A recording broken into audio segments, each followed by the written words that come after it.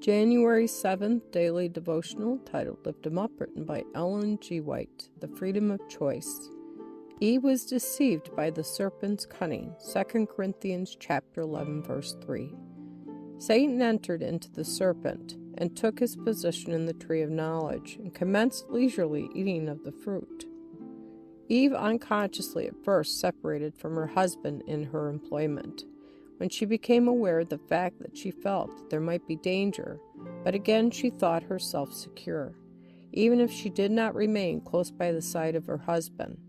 She had wisdom and strength to know if evil came and to meet it. This the angels had cautioned her not to do.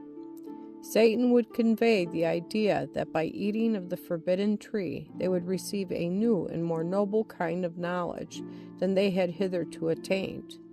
This has been his special work, with great success ever since his fall, to lead men to pry into the secrets of the Almighty and not be satisfied with what God has revealed, and not careful to obey that which he has commanded.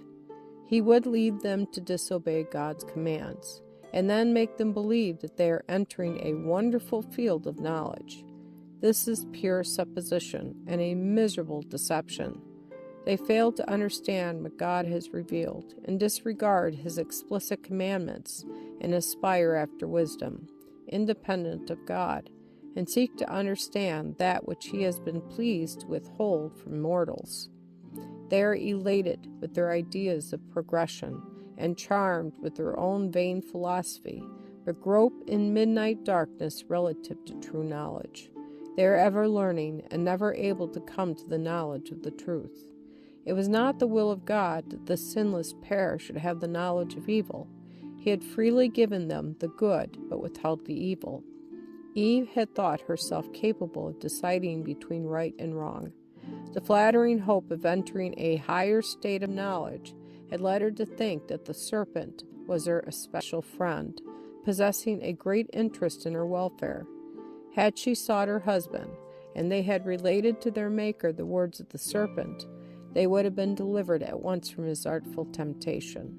Rebellion and apostasy are in the very air we breathe. We shall be affected by them, unless we by faith hang our helpless souls upon Christ. If men are so easily misled now, how will they stand when Satan shall personate Christ and work miracles? Who will be unmoved by his misrepresentations then, professing to be Christ when it is only Satan assuming the person of Christ and apparently working the works of Christ? What will hold God's people from giving their allegiance to false Christs? Go not after them. Luke chapter 17, verse 23.